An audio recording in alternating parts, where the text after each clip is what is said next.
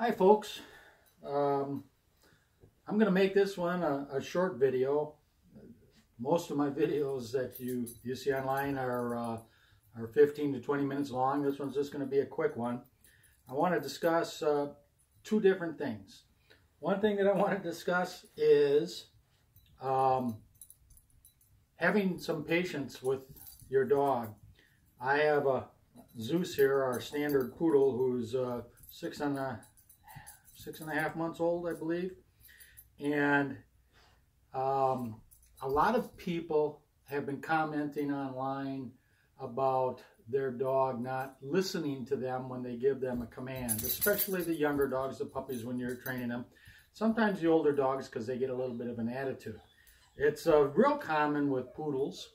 Poodles have a little bit of a reputation sometimes of being a little bit independent, I guess you could say, and free-thinking dogs, and sometimes they don't do what you ask them to do.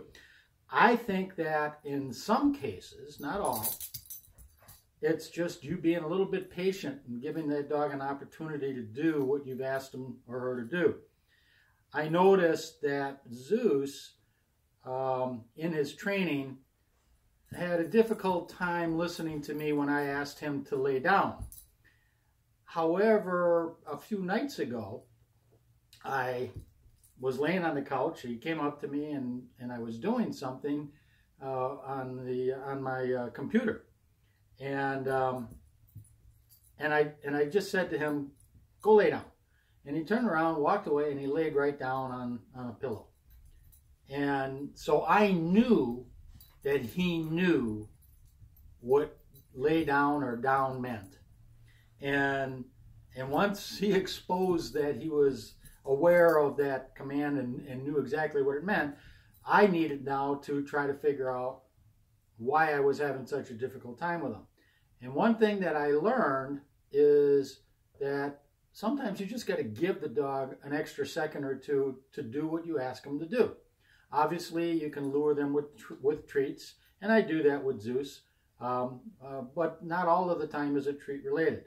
So let me give you an example of exactly what I'm talking about. Hopefully, we'll get Zeus to cooperate here for a moment. Sit.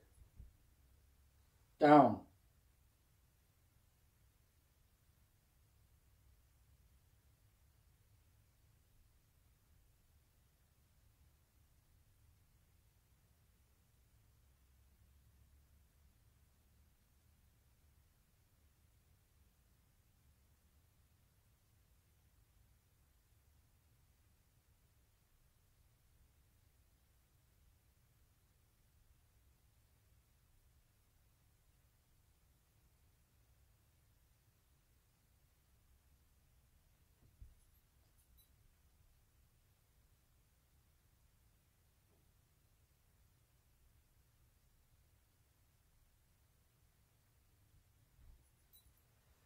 Good boy. Good boy, Zeus. I'll even give you a treat for that. Now that took him a little bit longer than I thought it was going to take him. Mainly because he knows when I put on my vest here and have my treats that we're going to be doing some work. And I think he was a little bit distracted knowing that I had the treats in my pocket. Okay. The other thing that I want to talk about real quickly is sometimes we are in a situation where we're busy. Like I was the other night, working on the computer, laying on the couch, doing a couple of things. But I want my dogs to have the freedom, the flexibility to wander around the house and socialize with us and have fun at the same time. But maybe at that particular moment that the dog comes up to you, you're preoccupied with what you need to do, like I was on the computer. And I know that a lot of you folks know this, but I'm just gonna, for those of you that don't, I have this toy here. It's a hard rubber ball that is a bunch of like little rubber snakes, I guess you could say, that are all wound together, and it's pretty durable. None of my dogs have been able to destroy it yet, but I'm sure that some of you have dogs out there that might be a little bit more apt at destroying it than mine have been.